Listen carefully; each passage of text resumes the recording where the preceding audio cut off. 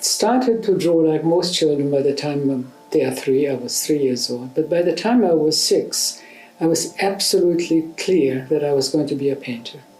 And I did nothing but draw, sketch, paint from the time I was 6 years old. You know, I had a very beautiful mother who was really an angelic being, in my opinion. And when they recognized that I had this talent early on, by the time I was perhaps 10, 11, and all I was doing was drawing and painting all the time. She said, you know, you have a purpose in life. You have to paint for the glory of God and the joy of mankind. And this became my mantra. It was her mantra. And every time my father got upset that I wasn't helping my mother in the kitchen or setting the table, my mother's answer was, leave the girl alone. She has to learn how to be an artist who paints for the glory of God and the joy of mankind. And my father was an architect, and he began to teach me quite consistently. So while other children played outside, I was sitting there drawing and measuring the number of times the head goes into the body and into the arms and into the legs to be absolutely accurate, and copying Leonardo's when I was 6 years old. Well, of course, I won't say that they turned out great, but they were accurate, I mean, in terms of proportion.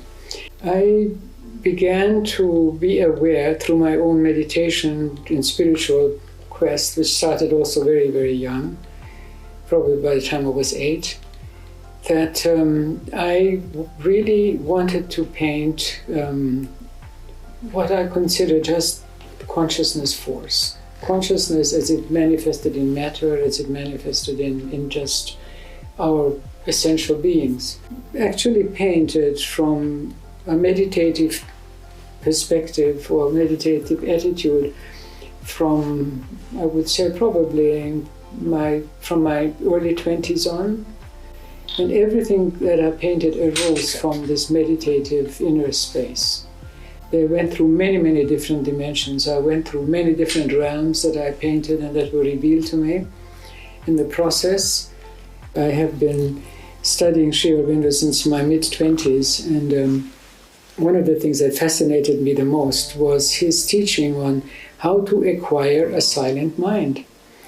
And at a certain point in my life, which was much later, I was in my mid-50s, that I was in a very serious crisis and realized that if I don't stop this inner drama, this incessant drama in my mind, I'll just go crazy. And this is not the reason I'm on this planet. So something has to be resolved and fast.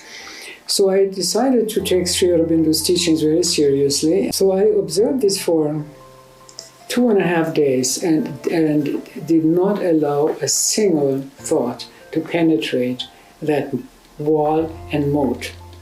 I had to do more than Sri Aurobindo. I not only built a wall, I built a moat and barriers and God knows how many other moats in between.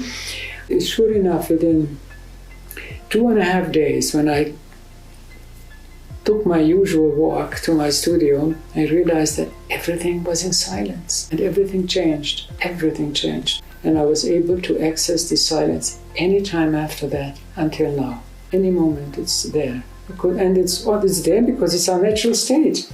So that is where these paintings emanate. When I paint, I go into absolute and utter stillness and silence and allow whatever wants to come through, which of course I have some idea of what it is that needs to come through, but I don't know the specifics. And so what actually comes about moment by moment is the manifestation of what is already there. Well, I would say that in my own experience, the most important lesson I had to learn very early on was to listen to what I call my soul.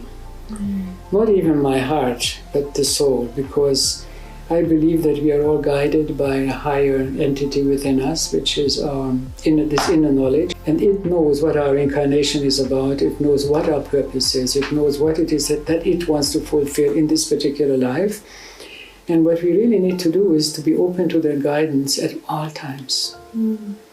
And that is also our passion. But all we have to really do is really listen and do what it shows us to do. It's so easy. It's there all the time, just waiting to talk to us.